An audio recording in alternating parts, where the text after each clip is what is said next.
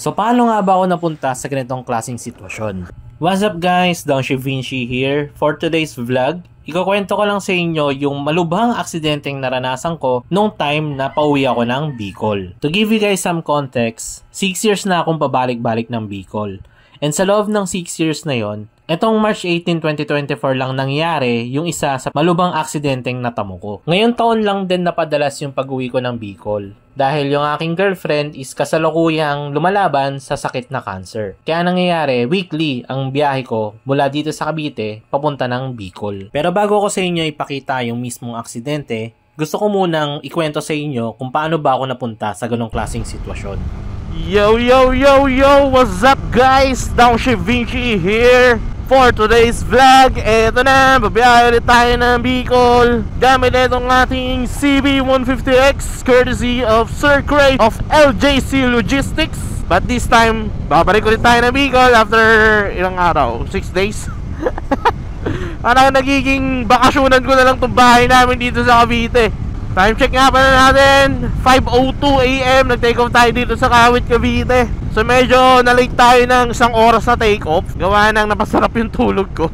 Kung mapapansin nyo, excited at masaya ako nag-take off sa Cavite. Ito rin kasi yung first time na gagamitin ko etong Honda CB150X pag-uwi ng Bicol. Isa kasi talaga to sa pangarap ko na gawin. Kaya ganun na lang din yung excitement na nafe-feel ko. Ganun pa man, mula dito sa Cavite, nagtuloy-tuloy lang yung biyahe ko hanggang makarating ng Silang. Actually, dito sa Silang, madalas talaga nagpapagas ako. Pero since na matipid naman sa gas itong Honda CB150X, at the same time, meron pa naman siyang gas, tinuloy-tuloy ko lang yung biyahe. Hanggang sa makarating ako sa bayan ng Chaong. Ang dinaanan ko nga pala is etong Talisay Road, hanggang makarating ng Tanawan, Santo Tomas, hanggang sa makarating din sa bayan ng Laguna. After makipagpatintero sa traffic ng San Pablo, nakarating din ako sa bayan ng Chaong na kung saan nag-stop over muna ako para bilan ng pasalubong si Casey.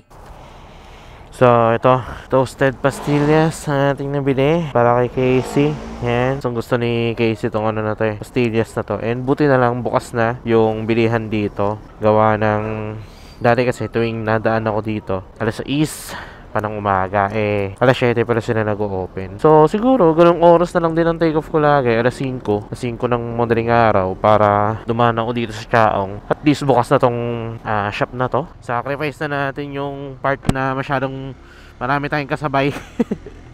Kapag mga alas 5 tayo nag-take-off, sisingit-singit na lang tayo, patintero na lang tayo. Ay, importante, makabili tayo ng pasalubong para kay Casey. Mula dito sa bayan ng Chaong, nagtuloy-tuloy na rin yung biyahe ko hanggang sa makarating ng Sariaya. Napansin ko na mura lang yung gas dito, at the same time, nagbiblink na rin itong Honda CB150X. Kaya naisipan kong magpagas muna dito. Eto na, mapagas na tayo. Nakita akong Uno Fuel dito after 162 kilometers. Uy, ang haba ng pila. Teka lang, papa-full tank lang ako dito sa Maxi Fuel. Full tank boss pala. Thank you. Aabot na to hanggang Albay. Matapos ko magpagas dito sa may Sariaya, nagtuloy-tuloy na rin yung biyahe ko hanggang sa makarating ng bayan ng Pagbilao. Mula dito sa Pagbilao, nag-stop over muna ako para mag-CR. At mag-setup na rin ng aking Insta360 cam. Since plano ko sanang mag-vlog or ipakita sa inyo yung kondisyon ng kalsada dito sa bayan ng Pagbilao. Nandito na tayo sa Pagbilao. And as usual, bibigyan ko naman kayo ng lubak update kung kamusta ang kalsada dito ngayon sa Pagbilao. Pero habang binabaybay ko ang kalsada na ito, napansin ko na natapalad na ng aspalto yung mga dating lubak. Kaya nagtuloy-tuloy na rin ako sa biyahe hanggang sa makarating sa bayan ng Atimonan. Mula dito, sobrang smooth na ng biyahe ko. Dinaanan ko nga pala ang bayan ng Plaridel, Gumaca, Lopez, hanggang sa makarating sa bayan ng Calawag na kung saan inabutan na ako ng ulan. Approaching Calawag na nga pala ako. Parang may masamang pangitain tong makapal na ulap na to. Ang dilim Nakakaramdam ako ng ng parang ambon. Wala pa naman akong dalang kapote. Pero kung ambon-ambon lang okay lang. Wag lang talaga yung full ulan. Kasi pag umulan ako, wala no choice. Mag-ano tayo, silong-silong tayo. Or pwede rin, isugod ko na. Total, may kapote naman tong bag ko Kaso yun nga lang, mababasa tayo. Pero okay lang, tante magtuloy-tuloy yung biyahe natin. No choice guys. Tago ko muna tong aking camera. Tapos baka isugod ko na sa ulan to. Wala Ayun na, lumakas na nga. Ayun na nga. Set up muna ako dito sa gilid. Tatago ko lang itong mga to. So yun, date na lang kung ano mangyari sa biyahe ko, okay? 82 kilometers later.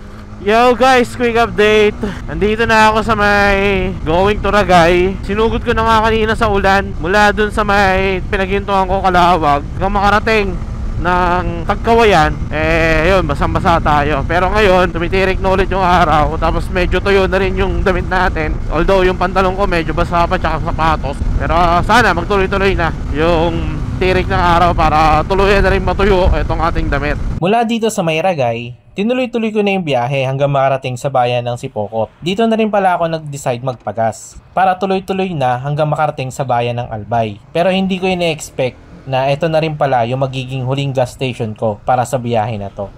Alright, dito na tayo ngayon sa Sipokot. Going to Inuwatan na, bakbak na natin to. Time check natin, 11:18.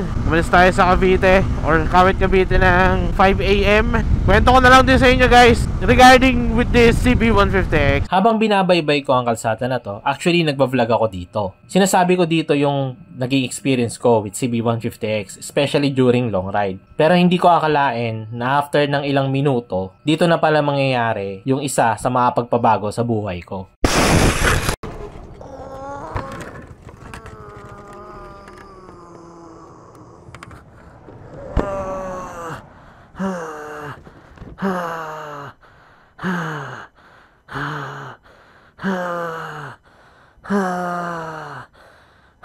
So paano nga ba ako napunta sa ganitong klaseng sitwasyon? So balikan natin yung pangyayari at itatry ko sa inyong i-explain yung ginawa ko bago mangyari yung aksidente.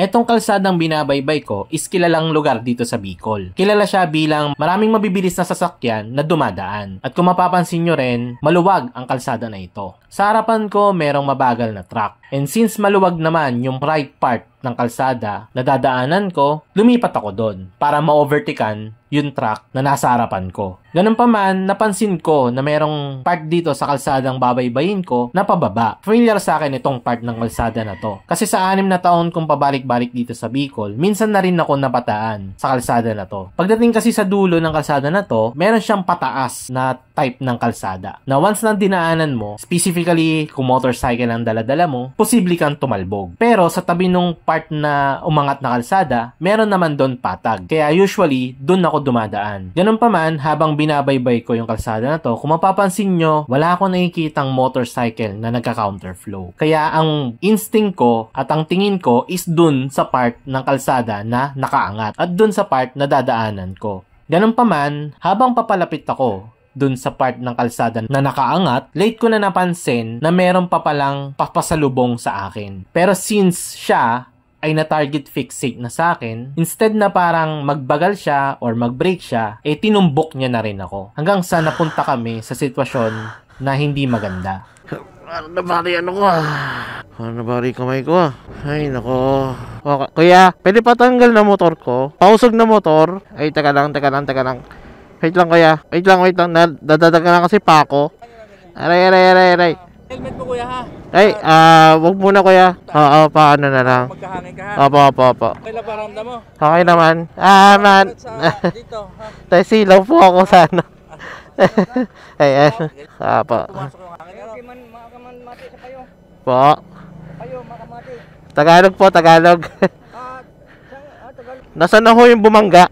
Ba't naman kasi sumasalubong? Sumalubong po sa akin. Brad, may lisensya ka? Meron po. Ha? Meron. Boss, pwede po pa-request. Pakitanggal po yung camera ko. Alin? Nasa motor po. Ang ano? Yung camera. Camera? Opo. Hindi ko magalaw yung kanan kamay ko. Kanan kamay ho. Paalbay pa po ako eh. Ay, nako naman. Gusto ko lang naman umuwi sa girlfriend ko. Galing pa ako Cavite eh. Hindi naman po, ito lang. Itong kanan kamay. Kanan kamay po, kanan. Oo. Balikat to. Paano makakauwi ng Cavite na ito? Po. Ano magulog sa'yo mo? Tagalog po, Tagalog. Alin masakit sa'yo? Balikat to, tsaka itong braso. Alin dito? Hindi po. Okay naman po ito. Alin masakit dito? Opo. Sa taas po. Aray. Wala naman masakit? Wala naman po. Balikat. Opo. Tsaka po itong kamay. Yan. Ito, hindi, sa baba po. Baba pa. Ayan, dyan banda Hindi po. mo nagagalaw to, pakiangat niya. Sakit po, masakit. Saan po ako dadalhin yung hospital ko sakali? Palbay po kasi ako. Hindi ko kaya eh. Ako sir. Dadalan sir ha. Apo. Okay. Tapos sir, may cellphone siya. Aray. Huwag niyong dinan, sir. Relax lang. Huwag niyong dinan, sir. Ang sakit. Ay, di, sir. Huwag niyong dinan. Sakit. Aray ko. Aray. Ito na sir ang pinakamasakit sa'yo sir. Apo. Sir ha. Apo. Ouch. Ow. Bag. Sige po. Ito sir ha. May kasama ka sir. Ako lang po mag-isa. Parang itong isang balikat ko rin po, hindi ko magalaw. Sa mga oras na to, sa totoo lang, akala ko mamamatay na ako. Kasi hirap na hirap akong huminga, hindi ako makagalaw na maayos. Nung tinatry kong tumayo, is hindi ko magawa. Hanggang sa naramdaman ko rin na yung braso ko is parang may putol na buto. Good thing na nga lang din, may mga taong nakakita sa aksidente na to. May mga nag-assist din sa amin. May mga nagmando ng sasakyan. After 15 minutes, dumating din yung ambulance at nadala rin ako sa ospital. Pero sa totoo lang, habang nasa ganito akong sitwasyon, pinagsisisihan ko yung mga desisyon na ginawa ko. Pinagsisisihan ko na sana sa ibang kalsada na lang ako dumaan, hindi na lang nag-counterflow yung motor na bumangga sa akin. Mas naging aware pa ako sa kalsadang dinadaanan ko. Pero since nangyari na to, naging malaking lesson na lang din sa akin. But still, nakakalungkot lang din talaga kasi naranasan ko pa yung ganitong sitwasyon. Ngayon gusto ko ipakita sa inyo to para maging aral sa ating lahat. Marami akong na-realize after ng accident na to. Una-una dyan, syempre, pag magra-ride ka, magsuot ka ng proper riding gear. During this ride kasi, ang suot ko na riding gear is helmet, gloves, and riding shoes. Pero sa pants, regular lang. Tapos, naka-riding jersey lang ako, na wala man lang kahit anong protection. Given na long ride yung gagawin ko, nadala ako dahil sa aking confidence sa pagla-ride. Pangalawa, triple ng pag-iingat at maging aware sa mga magiging kasabay. Wala namang problema kung magiging confident ka sa pagbabiyahe. Pero hindi ibig sabihin nun is dapat ka na ring mawalan ng awareness sa mga makakasabay mo. Aanin mo yon, yung confidence na yon, kung hindi ka naman aware sa mga ginagawa ng mga makakasabay mo. And pangatlo, matuto tayong sumunod sa batas. Especially, batas trapiko. Kahit na sobrang lapit lang ng pupuntahan mo, hindi ibig sabihin nun is okay lang na mag-counterflow. Ang dahilan ng bumangga sa akin kaya sila nag-counterflow is dahil malapit lang naman yung pupuntahan nila. Pero tingnan nyo naman ang nangyari, ang laking abala ng dinulot. Naputulan ako ng buto, na-aksidente kaming dalawa, 4 na buwan na ako nandito sa Bicol na nagpapagaling. Ang tinamo niya is sugat sa paa, at the same time, hindi rin siya nakakapagtrabaho ng mga ilang araw. Ako naman, halos ilang buwan din ako nagtiis, ilang buwan din ako naghirap, ilang buwan din ako nagpapagaling.